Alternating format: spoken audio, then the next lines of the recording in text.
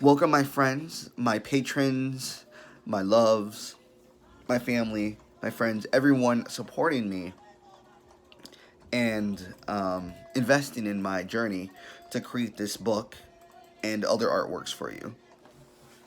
Tonight, I'm specifically excited about the work that my editor is doing for me right now, as she enters as they enter the second and final phase of the rewrite.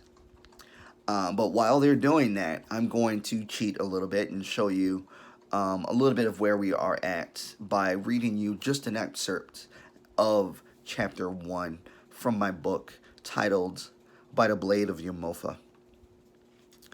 Brief synopsis of my story. The Blade of Yomofa.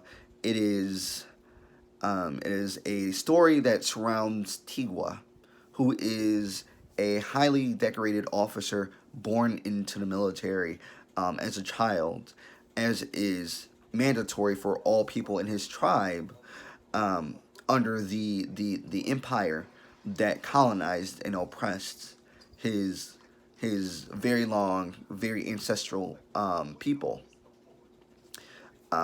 Over time, as Tigwa conquers many lands and is basically one of the chief authorities of power in the kingdom for the king, um, his assigned duty does not match the growing nature that questions and challenges everything that he had known, that he had been taught, and had been living for under military service.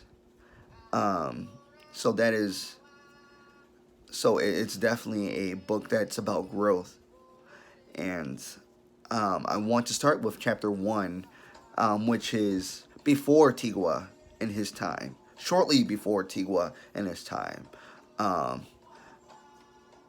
before his time, and I hope you enjoy this reading. I warn you, I am sick, so I'm a little nasally, and also, I'm got two screens up, so bear with me. I hope you enjoy this, and I hope it's clear. Let me turn down this music for you. I'm listening to music. I'm listening to music that praises my god, my goddesses, Oshun and Yamaye. But here we go. We're going to start with chapter 1, and it begins with the Queludi spirit of war. Forever born to breathe fire, the wind shall turn its back on its birthright, the sun creator. Good spirits returned to the streets of Queluz in light of news of their new trading pact with the great Republic of Inajaha.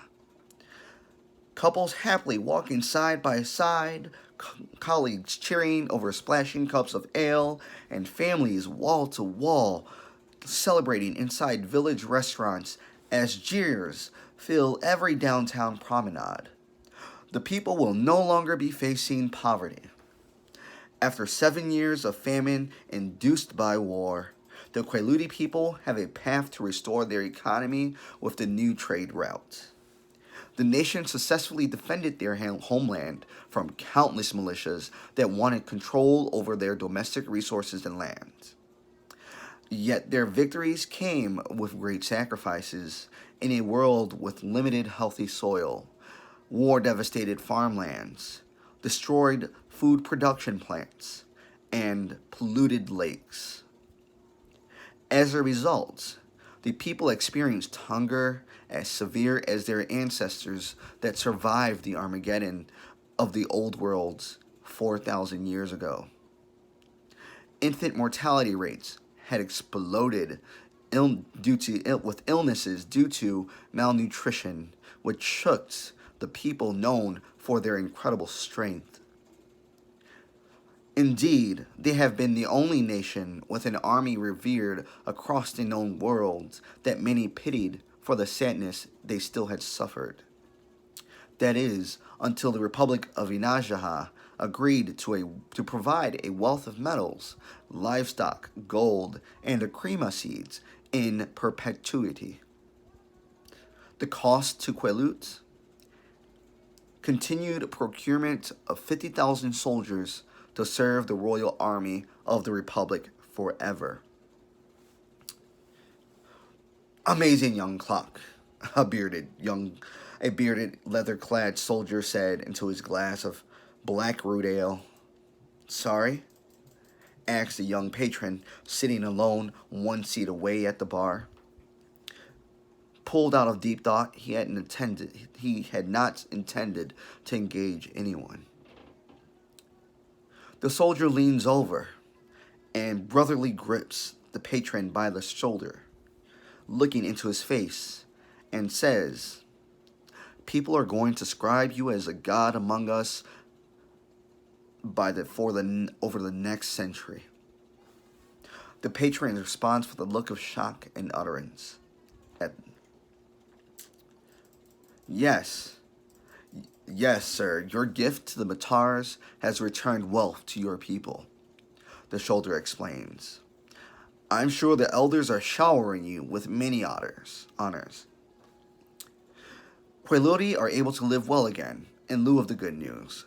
Like prairie dogs coming out of their dens after predators have vanished, so has the hope within the minds of everyone. However, the news comes with another sacrifice that only a few in the nation know. This bearded soldier is unknowingly talking to one of them.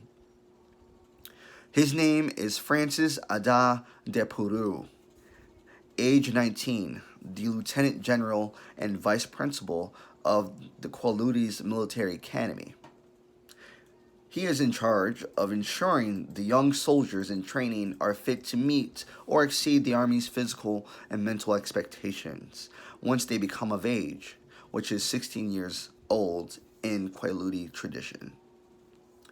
With such a special post, he sits in a privileged position among the leadership class where the future of national politics is held. Born within a royal house that has led the nation's military of ages, Francis carries duty to his title and centurion nature within his blood. Without notice, Francis chugs the last of his ale and quietly quietly heads home, passing the joyous commotion around him. Francis tells his security detail to drive home without him, knowing he needed time to let the air of his homeland soothe him. His estate is merely blocks away. As he walks on each side of him, people thank him with salutes, cheers, and cries. However, class honors afford him the privilege of not having his walk home impeded as he walks down the middle of the street. Frankly, it seems like a parade for an army of one. A knock at the door hardly wakes Francis from his meditation. "Vivo, brother," Francis greets his visitor, Papo. Vivo is the Quelut shortened salutation Vorod de Duo, meaning family by with God. "Vivo, brother," Papo responds. "You've been avoiding me. It is not of a soldier, my brother. None of us are pleased by these terms, but this pact is happening for the future of Quelut." But my dreams are contrary, Papo," Francis says, as he chokes down his last cup of liquor. Francis continues after a swipe from his braided beard. "Every night, my gem shows me a story where our way is destroyed by the arrow of a Queluti child ruined by a foreign mark of government. I'm not here for lessons from your guide, brother. The gifting is soon. You must be ready for the changes this season. Papo demands firmly. Let us discuss them.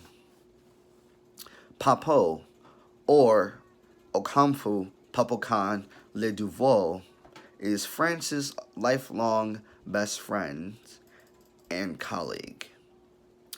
Papo is a strict traditionalist, fitting for Quilut's young priest of the majestic order of Prempa. There is, nor will there ever be room for diversity of emotions within Papo. Born, born into the revered Le Duveau family, the people's leaders of philosophy for eons in Quelut, Papo was trained to be a Prompe priest and maintained the nation's vision that's been unchanged for over a millennia.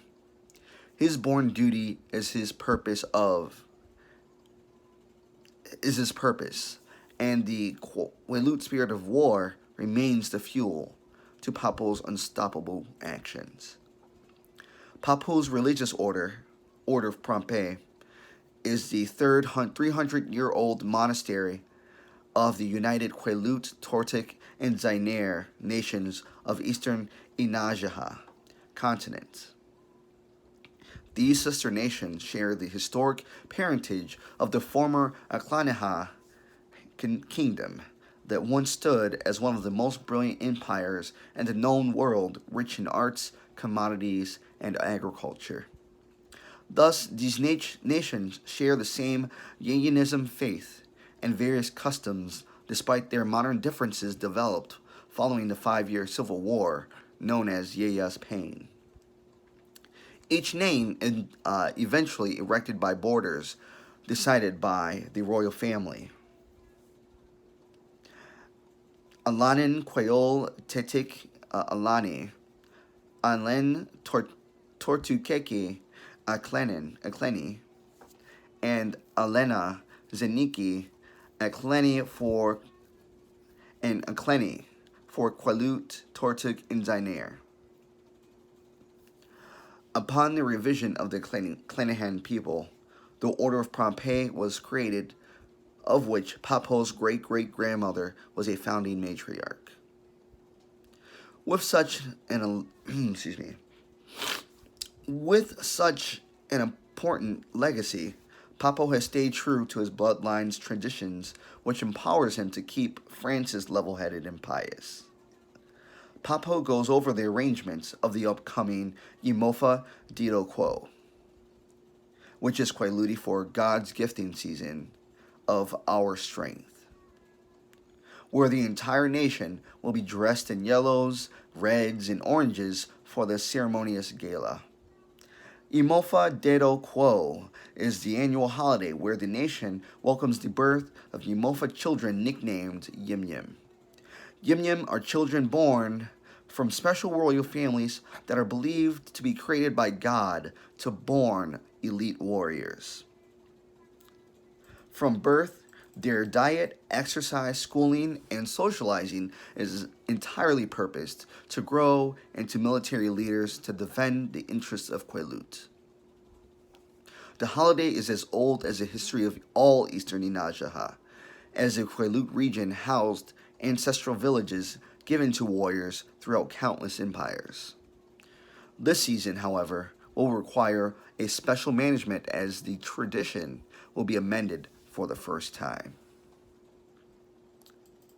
France's personal library is lit with green, blue, yellow, red, and white neon lights emanating from the bright 3D hologram display of the blueprints from the ceremony grounds. Standing within the display, Papu elaborates the new ceremonial arrangement to Francis. Clearly, the news does not sit well with Francis, as his eyes sharply judge the amendments to the tradition. If it weren't for the love and highest respect that he had uniquely for Papo above everyone else, Francis' righteous temperament would have impeded the presentation from the beginning. Instead, he argues the rationale for most points, knowing the subject was not up for debate, as the Senate and the Akamfu Council have sealed approval. Brother, this change is hard on all of us. But remember, it is real. Thus, by the command of Yeha, encourages Papo. You may not see God's purpose, but you will see the good in this for the legacy of our people. Francis is non responsive.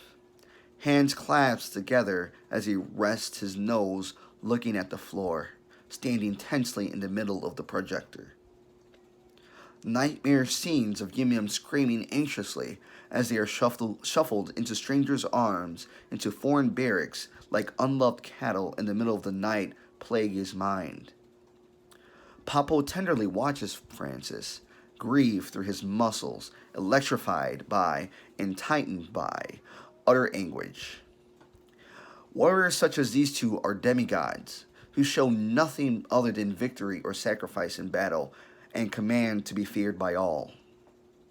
It is only isolated in darkness where soldiers may feel. They are our children, Okamfu, bemoans Francis. They are ours, he says, with the look of anger in his eyes. They are us and will always be us by God blood in all Quaalude forever, Papo says assuredly. Just as the souls of our people parted by death, the living Yim Yim shall always be with us, regardless of where they stand or sleep at night. A traveler is always of whom they were created, regardless of their distance. This is not a voyage, Papo. Francis replied. This is not a voyage, Papo. Francis replied thunderously. We are surrendering our children to outsiders who wish only to make them their own tools. They will live and die as bastard slaves. They will live and die as proud Quaalude. Never insult your own, Papo rebuttals. Our gods will follow them. They will serve on the same motherland as their kin. They will be with your commands. It is true. Francis will be running the core of Yim Yim within the Republic of Inajaha, with some officers dedicated to living within the allied nation day and night. Honestly, Francis is not looking forward to spending time in that country's borders. The Republic of Inajaha is ran by King Orias Matar, the descendant of Aaron Rice Mahatmadar, or Aaron the Cannibal Lord, that founded the Kusib Empire, now known as the larger Republic of Inajaha, under modern Matar rule. Following the bloody tradition of his father, King Matar ceaselessly expands his campaign through sinister political and military takeovers of other territories. There would be nothing that would convince Francis to trust Matar. In fact, he was bred as a guardian, and trust is not within his lexicon. There are Quaalude and there are foreigners. His entire life, foreign affairs and relations with allies were alien to him. Born Yim Yim, the world outside of his home was a threat unless his superiors gave orders otherwise. Now among the military intelligentsia, he was armed with evidence to have complete disdain for Matar's empire. However, diplomats saw things differently. Quaaludes and Matar as equal partners. They're dressed in beautiful, flowing garments painted in shimmering Quaalude colors of orange, yellow, red, and white hues. Yumofa married couples march hand in hand in procession into the great Golomi Temple. The Golomi Temple stands within the center of the capital of Quaalude, called Liger. The temple marvels many structures throughout the continent. Made of rare stones, primarily goldstone and bloodstone, the temple, 78 stories high, includes the majestic Pewterite sun sculpture at the top. Behind the gigantic hand-carved 25-foot stone mechanical doors is an ostentatious site of sculpted artistry honoring the holy legacy of not just Quileute, but the history of all Clanahan people. However, the multifariousness of the various halls, staircases, and pathways ends in the sacred hall of Anasta Bahar that is limited only to Yumofa, senior officials, Prompe priests, and privileged leaders that have important roles in the Yumofa royal courts.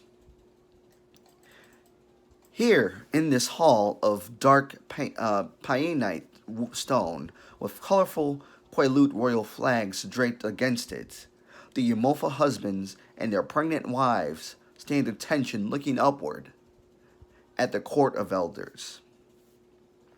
As the world turns normally outside these walls, Yumofa engage in rigorous prayer, worship of traditional rites, and tenements unknown to non-Yumofa. A monastic figure ascends to the altar as the ritual chants fade to silence. She stands tall and slender, with a long hooded robe with gold stitching of various Quileute crests. Within the hood sits the face of an elite individual who's beautiful, with evenly dark, youthful oval skin, molded tightly to a strong diamond-shaped head. This is Master Akaya, the mightiest of warriors, wisest of Quileute, or simply Master Akaya. Master Akaya is the third dynast from the crown, the chief commander of the Quileute army, and a high archbishop of the Yeyan Church. Of the royal throne, she is the most visible of dynasts, as she lives outside the palace walls among the Quileute civilians. Decum nare checo dedo plere. Master Kaya's voice carries easily and confidently as a muse. The crowd repeats her opening that means of the wisdom of God, purpose, pedagogy leads the world's per story. Yeya ame. She finishes the ritual with the pious salutation with God's love. The high members of our family, welcome to the new giving season. She pauses to take in the energy of the room from the visible incitement of the crowd in front of her. She smiles. The church is grateful for your humble success as the current generation of Yumofa mothers and fathers. For eons, Quileute has been defenders of Yeya's chosen people, as we give birth to divine, righteous warriors generation after generation. A male paladin, scantily clad in only a linen skirt, whose body is covered by significant tattoos and jewelry, kneels beside her to present her staff. The staff, made of unknown mineral, makes clanking noises as smaller serpent rings swing around one large ring of gold atop the staff. Shing, shing, shishing, shishing, shishing. Upon looking at the weapon in her hands, an ominous haze surrounds it as if it is steaming hot within her bare hands. In exception to Master Kaya, the senior council exits the room in unison, one behind the other. Francis, meet me in my office. A large, elderly official waves to Francis with authority from across the hall in the middle of a mingling crowd of dignitaries. We must talk. Francis enters the official's large office and sits in a chair opposite him around a a glowing altar of fire situated in the center of his office. This is the official quarters of Senator Kral Victu, a respected elder and newly appointed Quileute ambassador to the Republic of Inajaha as a part of the new pact. A very domineering personality, most people are intimidated by him, and he is hardly friendly except to the few he has found worthy of mentorship. Francis is one of those rare few. Whispers are saying that you are not prepared for the age of Yamofa, gossips Crow. Crow is definitely the politician one would expect. Nothing he says is absolute to save himself from accountability. Francis has learned that it is wise to read between the lines and accept only that which he himself can substantiate. Whispers could mean anything or nothing at all, Francis realizes to himself. I need you to be prepared as the first lieutenant of the Jinyuba, Senator Crow says from across the bright blue flame. The Genuba is the special branch of the Yamofa Corps that is designed to create the most elite warriors of the Quileute Royal Army. The Genjuba are a mystery that is feared as the most deadly assassins in the region. There are dozens of tales that describe the Genjuba as demigods among supporters and demons by enemies. Their monstrous reputation when they become of age could be due to their unbelievable battle styles or their dark, intimidating, form-fitting costumes that cover every inch of their human skin when seen in battle. I'm alive, and I am ready, Senator, answers Francis. Anything else? Because I have much to do. Kral's green diamond ring shines in a reflection of the fire. Please do not lie to me, son. Your father blood runs through you and flows out of your face. So like him, your words say one thing, but your eyes say another. If he were here, he'd say we surrendered to King Matar. Let go of your... This is absolute submission, Francis interrupts. We're giving so much for mere crumbs. Our ancestors would have reclaimed the very plains Matar's family stole and fed our people. Not giving away our children. When did we choose a coward's way? Lieutenant! The senator screams. Francis rises and walks towards the door. He pauses, back turned toward the senator. I am alive, but I am ready to serve my country. Unofficially, I am against this pact. Jazz horns ring to the heavens behind the choirs, merry singing that bounces off the glass walls of the city's skyscrapers. City security directs the scores of vehicles and pedestrians as they travel to their desired seats for tonight's ceremony. Street performers have pulled out all the stops in costume, instruments, and creativity as they perform for their livelihoods. From the Sky Railway, passers-by notice a break in the ground follows the forward movement of a Quileute troop of knights on horseback, trotting towards their ceremonial station downtown. Smiling faces and confetti of white rose petals shower the knights, whom do not break their serious prose. Even louder music, a blizzard of confetti, cheers, and powerful gospels are happening just a couple miles down. Happy citizens are spirited on their feet, whether they are sitting, standing, or jeering atop of stationary army tanks, as they watch the exciting festival performances happening on the main stage. Above it all, some of the nation's top officials watch and talk about affairs from the large balcony of the royal palace. Watching the performances, Master Captain Ezekiel Armando meditates to the music to calm his nerves.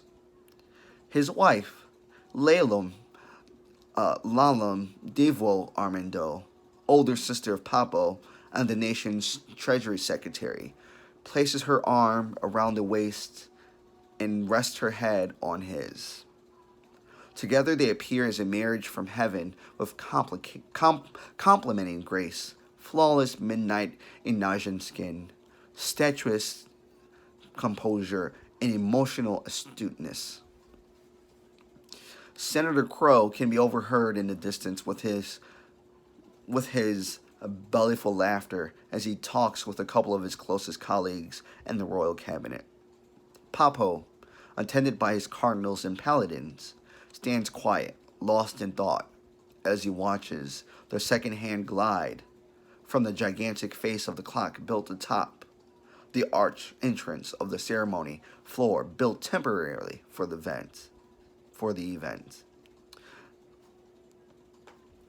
Knights of the royal guard respectfully march two by two past Papo, then separate and take security positions facing a crowd around the palace. Excuse me, as I charge my phone, put it on this charger here. We're ready to begin, Master Okamfo. A servant member of the royal court dressed in ceremonial tux garments politely says to Papo. Papo and his party pace slowly up to the front of the balcony stage as royal paladins direct invited members of the court into their respective positions. Papo and his cardinals are to lead worship before the heads of the court, including the king and queen themselves, lead the ceremony. Francis is nowhere to be found. I've had to talk to 1,000 people by now, Laylam thinks to herself. Maintaining composure, she has been roaming as much of the large palace as possible, inquiring about Francis's location.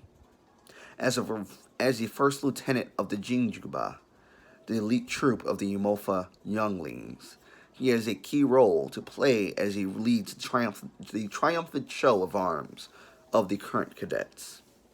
This is highly unlike Francis, nor any member of the military. Her heart is pounding a mile a minute as her mind thinks of all the ways or all the things that Francis could be doing.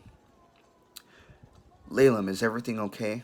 A close friend and colleague, Sora, stops her, noticing how frantic Laylam looks, or Laylam is becoming.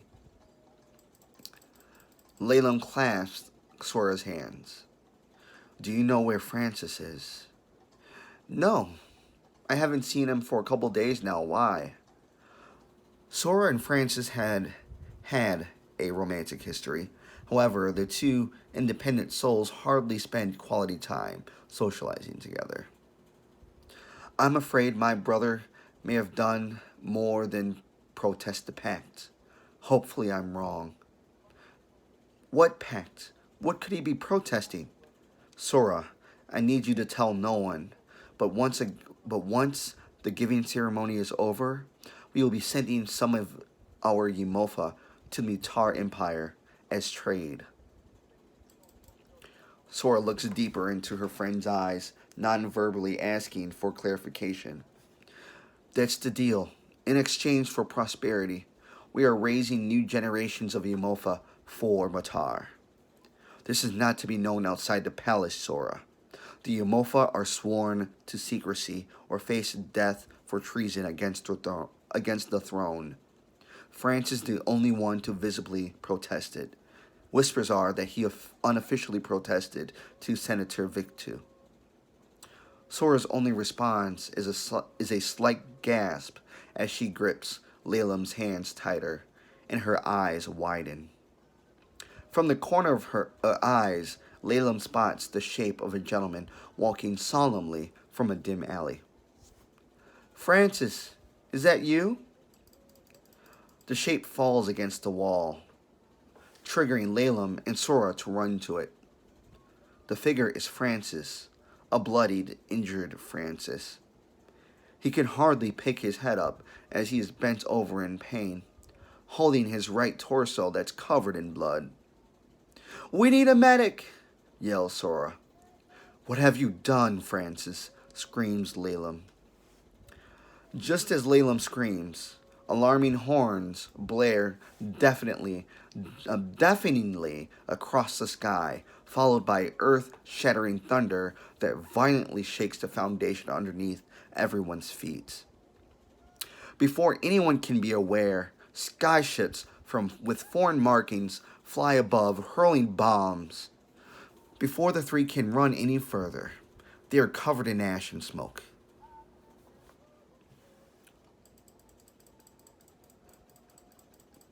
Shall I end it there?